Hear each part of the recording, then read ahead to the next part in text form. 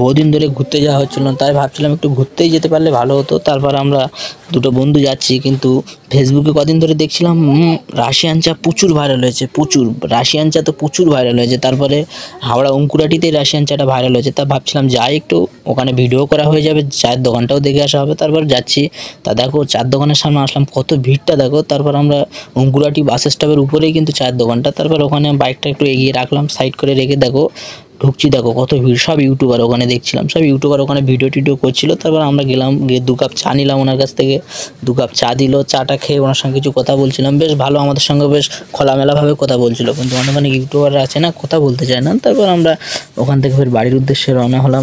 বাড়িতে আসতে আসতে আর হাওড়ার দিকে জানো তো প্রচুর প্রচুর রোড জাম হয় সন্ধ্যার পরে, বিশেষ করে কলকাতা তো এমনি জাম, আর সন্ধ্যার পরে আরও বেশি জাম হয়।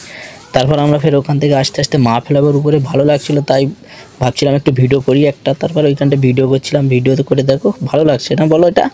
তারপরে আবার আমাদের রুবির কাছে সিমলা বিরিয়ানির এখানটাতে দাঁড়ালাম, একটু ভাবছিলাম একটু রোল খাই।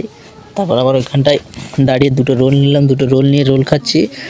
তো আমার বন্ধুটা ভিডিও করছিল। তারপর আবার নেক্সট ভিডিওতে দেখাবে, বাই বাই।